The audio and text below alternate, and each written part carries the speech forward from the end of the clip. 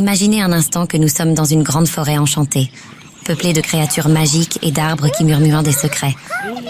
Dans cette forêt, les animaux et les êtres féeriques ont plusieurs manières de partager des messages et des histoires. D'abord, il y a l'oiseau chanteur, le maestro de la communication vocale. Il monte sur la plus haute branche et chante à la cime des arbres. Lorsqu'il utilise sa voix, c'est comme de la magie pure. Les notes voyagent à travers les feuilles et les brises, atteignant les oreilles de tous ceux qui sont à l'écoute. La voix de l'oiseau peut exprimer la joie, la peur, l'avertissement ou l'amour. Les autres créatures comprennent le sens de ces chansons grâce à la mélodie, au ton et au rythme de sa voix. La communication vocale est directe et personnelle. Elle permet de transmettre des émotions, de l'intonation et même de la proximité. C'est comme si l'oiseau chanteur pouvait toucher le cœur de chaque créature de la forêt avec seulement le son de sa voix. Ensuite, il y a l'araignée, l'experte des réseaux. Elle tisse des toiles complexes entre les arbres, des fils qui peuvent vibrer quand quelque chose les touche.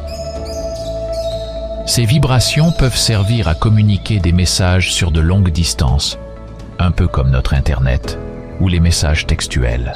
Les créatures peuvent envoyer des informations rapidement, mais sans la chaleur et l'émotion de la voix. Il y a aussi le papillon messager, qui transporte de petites notes accrochées à ses pattes.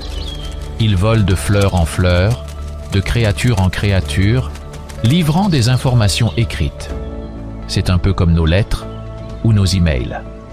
Cela prend plus de temps que le chant de l'oiseau ou les vibrations de l'araignée, mais cela peut contenir des histoires complexes et des détails précis. Enfin, il y a le tambour de la forêt, un vieux tronc creux sur lequel les créatures frappent des rythmes pour envoyer des messages. C'est un peu comme nos signaux de fumée ou nos codes morse. Les rythmes peuvent voyager loin, mais les informations sont limitées, et il faut connaître le code pour comprendre le message.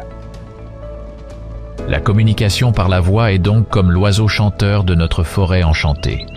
Elle porte les nuances, les émotions et les subtilités qui rendent chaque message unique et personnel. Les autres moyens de communication sont tout aussi importants et utiles, mais ils portent des messages de manière différente, souvent plus pratiques, mais parfois moins riches en émotions.